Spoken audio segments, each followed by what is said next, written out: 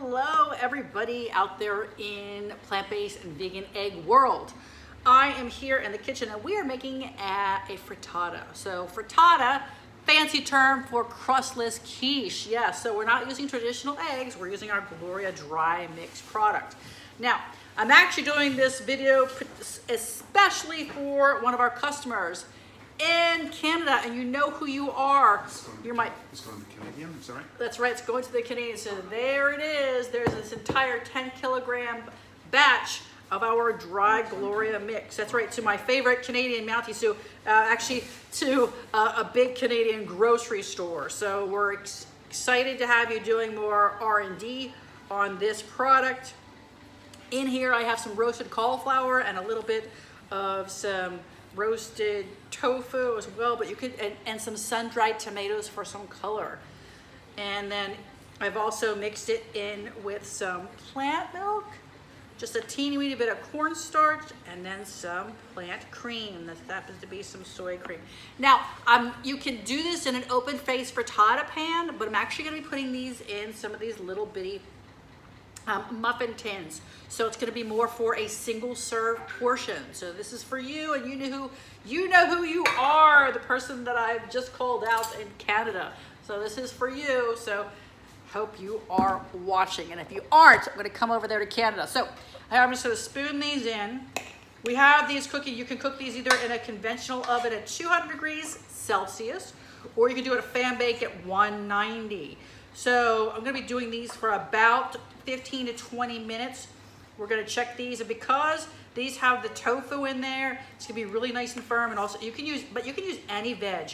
You know, I will let you know, like I said, I put in here some of the sun-dried tomatoes for color, but particularly now I love to use some scallions or even some shallots with their purple color. And then some, also for color, which will be nice, would be some red pepper. But I also always like to get some, onions in there or something savory. And also, I'm a huge fan. If you've watched any of my series, I absolutely am addicted, a junkie on mushrooms. So I love to use mushrooms. And then, of course, for those of you who have given up meat or used to be, or maybe you're even still eating meat, but I encourage you to try maybe some plant-based sausage in there. You can put some chorizo, even some of the vegan bacon, your choice. So we're just going to be baking these up. I will come back with part deux. That's for those of you in French Canada. That's part two. Yeah, because I know some of you speak. No cholesterol. What else? No cholesterol. It's completely allergy free. So it meets most of the Canadian health standards. Yes, it meets a lot of the Canadian health standards. So very low cost. Lower cost than just egg. Lower cost than traditional eggs, and lower cost than just egg. You know, tell them about Just Egg. Just Egg is another vegan product out there. It comes prepackaged either in a bottle where you just squeeze it out as a liquid, or they have this like weird folded thing that comes like a little bitty omelet that you just pop in a toaster. And that's all well and good, but to be honest with you, it's not a bad product, but I will tell you, like, actually it's really expensive. And you know, it's quite plain. The folded thing is just literally a folded egg, so there's not much flavor to it. I think that's one of the arguments that people say, like, oh, I would be vegan, but it's too expensive. Yeah, that is. So how much does this product cost? It costs less. This is less than traditional eggs. Yeah, this is like less than a euro per dozen. So literally, you have no excuse to continue eating traditional eggs. This is better for the environment, better for the planet, better for the animals, and better for human health. Long shelf life. During COVID-19, the egg prices went up quite a bit. Egg prices went through the roof, up and away.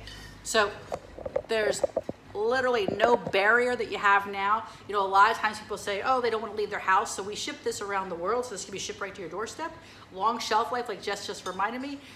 Extremely low cost, super versatile. The sky's the limit in terms of what you can mix with it. So you can make, this can be used to make scrambles and quiches and frittatas and just wonderments, French toast, pancakes. It literally is, the options are endless. So I'm gonna pop this in the oven.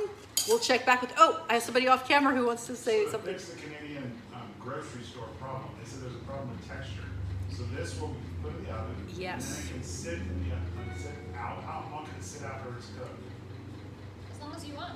Yeah. Yeah, so refrigerated, You let it sit out, let it cool down, then pop it in the fridge, and then come back. And you, Like 5 days in the fridge. Yep. You can freeze after it it's too. cooked, yep. Freeze It's these. freeze thaw stable product. Freeze, thaw, stable. Say that 3 times fast. Freeze, thaw, stable. Freeze, thaw, stable. See, I can't even say it once. Yep. So you can freeze it and then thaw it. That means that it will still can have a fantastic texture. You know, sometimes after you freeze it, it gets funky. This means He was saying that the texture wasn't right. It was that they weren't activating some of the ingredients, right? So they weren't going potentially, that's right. Potentially, Yeah. some texture problems are if you don't bring the temperature up high enough, or you potentially overcook it. So it's really about, you have to activate all the goodness, all the good bits in there. So popping this in the oven at 190. Okay, we'll come back and I'll show you on part 2 after these are done.